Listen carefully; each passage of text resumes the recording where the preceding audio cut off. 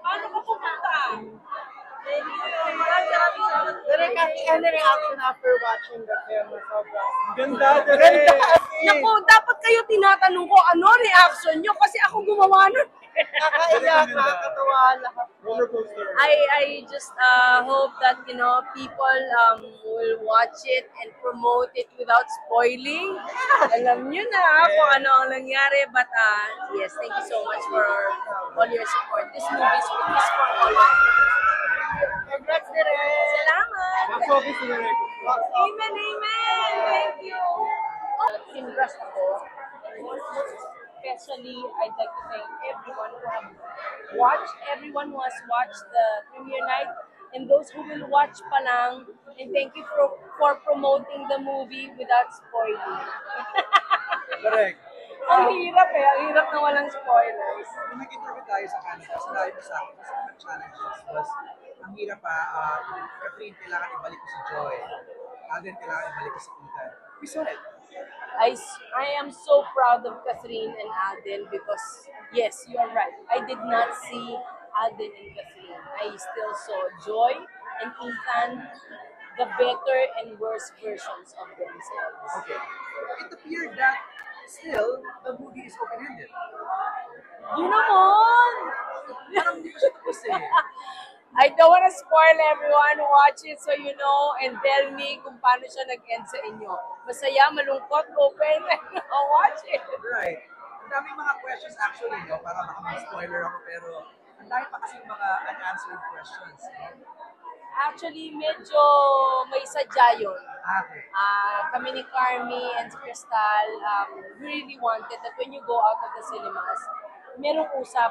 Sino tama, sino mali, sino kampe, sino hindi. Ano ba talaga siya? Alam mo yun? And this is what we love, no? You go out of the cinemas still wanting to discuss about it. It doesn't end in the cinemas. And sa inyo na yung pelikula, sa inyo naman. Now na-gets ko na yung sinabi mo sa akin, that's why I use anamorphic lenses. That is why I use still, quiet and calm scenes and shots. Yes, it's to capture what Canada is to most, the beauty and the emptiness somehow pag home mo ay malapit sa'yo. So, go to your homes, go to the cinemas, watch and find your own home. Congrats, Direk. Thank you, thank you. Thank you. Okay. Hello po. Hello, so, first of all, congratulations to your movies and everything sa Pulang Araw. So, ngayon, ano reaction mo sa inyo lang? Ayun, thank you so much again sa pag-congrats at pag-support ng Pulang Araw. Ang reaction ko, ito yung movie na hindi ko inakalang kailangan ko this year. Yun yung masasabi ko sa kanya. Ang daming mga realization sa life at mas naging clear sa akin ngayon kung ano yung purpose ko, especially as an actor.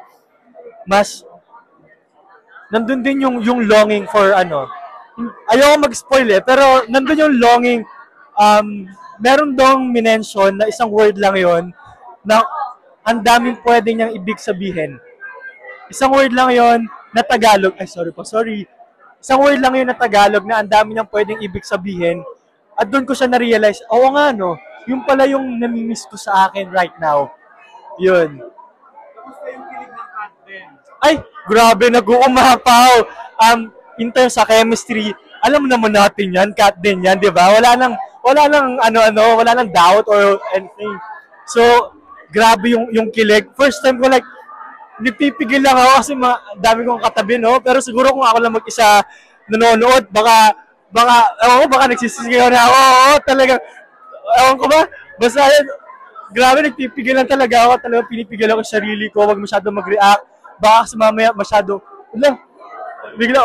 masyado ako nakaka-estroba. Pero ayun, kung meron lang ako space o kung papanood ko ng sarili ko, malamang siguro baka nagsisisigaw na ako. Mixed emotion siya, sa totoo lang. Ano ka ba sa Ayun nga, kaya sabi ko sa isang interview kanina, mas nakarelate ko both siya eh. Hindi lang siya kay Ethan, hindi lang siya kay Joy. merong bits and pieces ng Joy at Ethan na nakaka-relate ako na pag na pinapanood ko kanina, ito talaga yung reaction kanina, ay, ako to.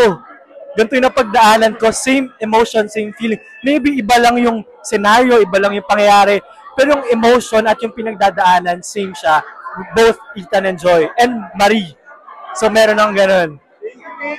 Thank you so much. Manood kayo, manood kayo. Lahat ng makakapanood po na to, panoodin nyo. Super ganda. Worth it.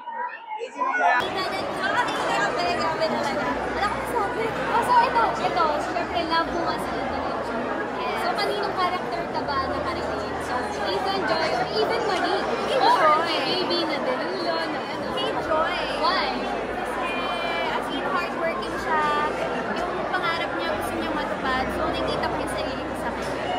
Yeah. And nababalance niya yung work and love. Thank you. Thank you, thank you, thank you po.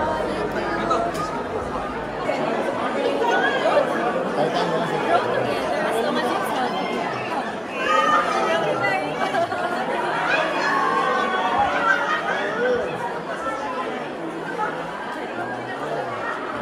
Sige, brother.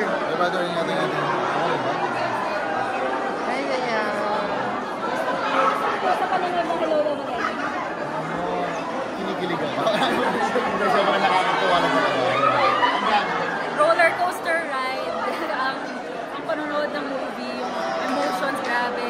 Kung saan napupunta na kahit napaka-ganda nung nangyari talaga sa ending. Kasi parang yung effect sa akin is ang dami pa rin ako naging questions in life and about me. Yung reaction lang about yung sa show nyo na parang si Rita and all that. Sa Willow's War. Oo, tuloy-tuloy lang. Oo. Pero mag-extend. Extend. Congrats! Thank you so much! Thank you. Sa reaction sa... Grabe. Tsaka ano, yun yung pinakamasaya kong movie na napanood. Yung talagang lahat ng audience buhay na buhay. Yung parang pare-pareho kami ng mood, di ba? Pag may tatawa talaga. At talagang, doon mo malalaman na yung movie. Hindi lang siya sa akin maganda. Talagang everyone was amazed. Lahat pinikilig, lahat natatawa, lahat nalulungkot, lahat na-excite, lahat natataranta kung anong mangyayari. Talagang masasabi ko lang, sa lahat ng mga manonood pa, talagang mabubusog yung puso. Actually, ako pinipigilan ako sumigaw kanina. Ako pinipigilan kong umiyak. Yung last part talaga pinipigilan ko. Pinigiyak ko. Bibigay ka na kanina. Yes, Napakanta rin ba ng sa huli? Oh, Sa huli. diba? Hanggang sa